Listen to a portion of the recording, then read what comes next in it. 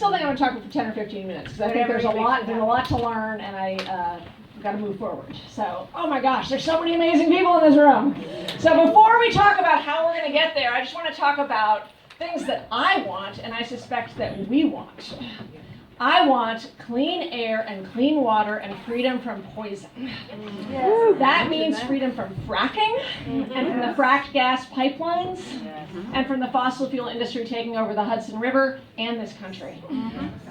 I want freedom from the government telling us what to do about our own private reproductive health decisions. I want union power. I want, when I was born, it was 1 in 3 people were members of a union, and now it's closer to 1 in 10. And I want to be out there talking about the right to organize and collectively protecting the right to organize. I want to live in a society where 1 in 5 people are making or growing something. I want to live in a world where people are not discriminated against on the basis of their religion or their race. And I want fully funded, truly public education. Public schools, public roads, public libraries, public post offices, and the public good. And that's not what we got right now.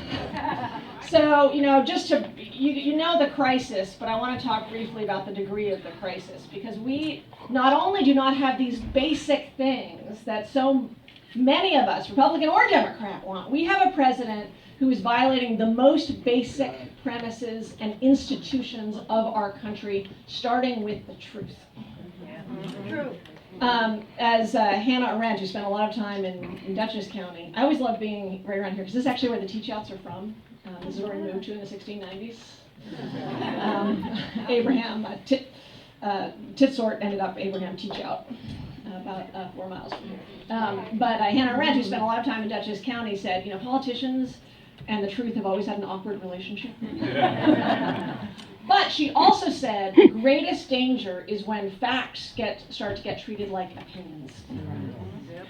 Because then there is no basis for genuine political discussion. And we have not only a president, but a presidential staff that is willing to lie openly, repeatedly, without shame, violating the most basic trust that any politician has or any administration has. We have a president who is openly violating our most basic constitutional premises with his discriminatory and bigoted and unconstitutional executive order. We have a president who is also, by the way, making money off his executive order in the DAPL, because we don't think he sold his hedge fund interests, and we look he sold his stock interests. And then the thing that I've been involved in is I'm one of the lawyers representing CREW, Citizens for Responsibility and Ethics in Washington, because we have a president who is violating a sort of sacred provision of our Constitution that says that if you are an officer of the United States, you may not get payments and benefits from foreign governments. This is it's called the Emoluments Clause. And Donald Trump right now, in 4 ways, is getting paid by foreign governments. The Trump Tower in New York City, 2 of the tenants, including the Chinese government, through the Industrial and Commercial Bank of China, are governments, are foreign governments with whom we are engaged in trade relationships. He's also making money, we've probably heard more about, is the diplomats staying at his hotels. He's also making money from foreign governments through The Apprentice and the new Celebrity Apprentice, because the royalties in at least 2 countries, the UK and Vietnam, come from government-owned entities. And he's getting substantial benefits in Saudi Arabia, India, possibly Russia. We can't trust him because so far he's been untrustworthy. And several other countries around the world, including China, because those governments are either giving him permits or not giving permits. So he is taking money and benefits from countries with whom we are in serious negotiations on trade and have to negotiate delicate relations in war and peace. This is a fundamental violation of the Constitution. It's a blatant violation. His lawyer's response makes no sense. We're confident this case is going to go forward. But it's also a violation of a most fundamental trust of loyalty, that when you are in office, you will actually represent the public and not your own private interests. But that's not the only crisis, and one of the reasons we're all here today is we also have a Republican Congress and Senate that so far has been so greedy in their rush to dismantle the ACA, in their rush to dismantle Dodd-Frank, in their sort of anarchic rush to dismantle government, that they are willing so far to put their own whatever loyalties and trust that they should have in our government second, and allow Donald Trump to violate these basic faiths. Whether you're a Republican or Democrat, you should not want a president who lies. Whether you're a Republican or Democrat, you should not want a president who violates the Constitution. And today, when Donald Trump said about a judge who put a stop to his order, that was a so-called judge. He's challenging the real premise of the rule of law in this country. And I would expect and hope, and we should all expect and hope and never stop expecting, that our representatives wouldn't just be silent until you come to their door, but would be openly standing up and saying, that is wrong. So we are here today because we have to call on people other than Donald Trump to stand up, including our representative, John Faso. I know, I don't feel good about it either. There's a bunch of reasons that FASO is important, but I want to just say briefly something, because I know a lot of you have been doing extraordinary work. And so this is sort of exciting to be at the beginning of history when history's already started. Seeing the incredible work that is already happening, the impact it's already had. So I want to say two things. One is when you get together in meetings, I have something to beg of you. Spend time talking about how angry you are. Spend time talking about what is wrong with Donald Trump. Spend time, if you want, talking about how you would be messaging things differently. Complaining about the National Democrats, if that's what you want to do that. All those things are legitimate. But make sure that you don't count that time as your activism. Does that make sense? Ow! That's like cookie tea time. And as I was saying at Bill McCabe's basement office the other day, Demosthenes said this, many years BC about Philip II of Athens. Don't spend all your time talking about whether he's sick or not. He's about to attack Athens. Go fight him. So we just have to be careful that our activism is real, and some of it's going to be hard, and some of it's going to be boring, and all of it is going to be satisfying because you're standing up for our country. The second thing I'd say is that we in the 19th Congressional District have a unique opportunity to impact national policy. As you may know, I lost the 19th Congressional District, and not by a point. I lost it, over 7 points, right? So not there's a margin there. But this district was a district that 4 years ago, Barack Obama won by 7 points. And then last year, Donald Trump won by 7 points. So you see a 14-point swing in one district. And John Faso knows that. And the National Republicans know that. This district can move in a heartbeat. And it can and will move back if we continue to be engaged. So we have unique leverage because it is one of the closest, swingiest, craziest districts in the country. And if you have any doubt about that, you could read the recent reports about John Faso talking with great fear about how if defunding Planned Parenthood was made part of the ACA, those funders on the left would be a danger. That is the language of somebody who is scared. That is somebody who's aware that they're in a fragile position. So that's one reason that we have a special power in this district. Everybody in the country has power, but being in a swing district, you have more power.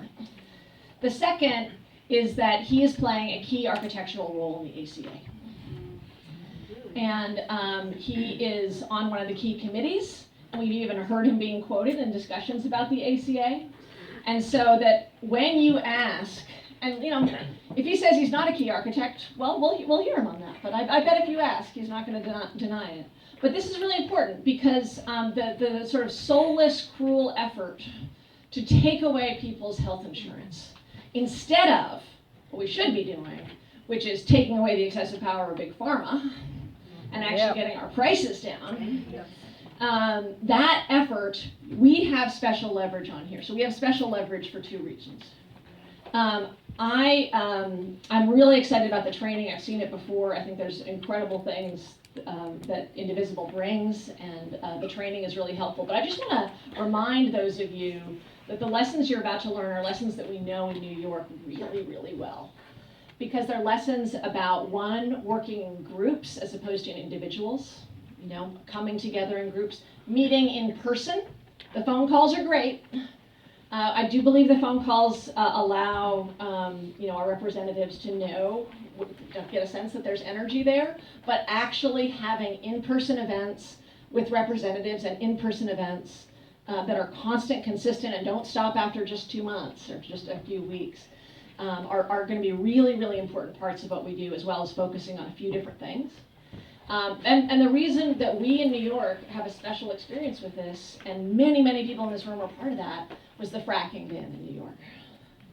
The fracking ban in New York did not happen because the national environmental groups came in and said, we're going to figure out how to stop fracking. It wasn't that at all. So don't wait for the national groups to save you, right?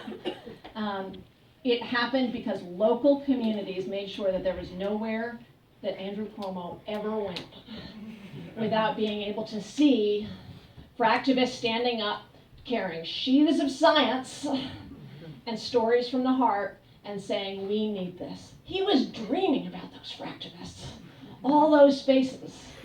And it wasn't 1 year, it wasn't 2 years, it wasn't 3 years, it was 5 years of showing up. And he said it was impossible, and everybody thought the fracking ban was impossible. But it happened in New York because of people in groups being persistent, staying on the issue, learning as you go, and learning how to interact as you go, which you're all going to do. And we have the opportunity to do the same thing. The other reason that I have a lot of confidence is I actually, in the sort of Tea Party era, went to a lot of Tea Party events. And I was interested. I mean, I'm an organizer. I'm always interested. And one of the things that you see is the next time we meet, or maybe in 2 months, we're going to have another meeting, and I'm going to ask you all to engage in county legislature. But you see that the work that you are doing now is about more than just stopping something. It's about building something. Because while you are organizing to stop John Faso from being the architect undermining our basic rights to health care, you are also building community that is part of building a Dutchess Democratic and a Hudson Valley Democratic community, part of building the revolution on the Hudson. So, I see this as this is the revolution on the Hudson. Louder, yes! This is the revolution on the Hudson. How's that?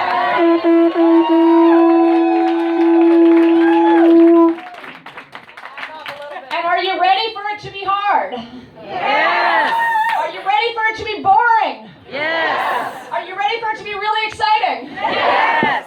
Are you ready to actually show that we in the Hudson Valley can show every district around the country what it looks like when everybody is active and everybody takes greater responsibility in moment of crisis? Yes. And if you have an interaction with John Faso or one of his staff and you leave feeling schooled, like, I didn't know all that, and you didn't have an impact, you did, because you're part of learning how to have an impact, right? So are you ready to go through that learning process, which is going to take time? Yes. Yes. Okay, great. All right, well, thank you. I am so proud to be with such an extraordinary group.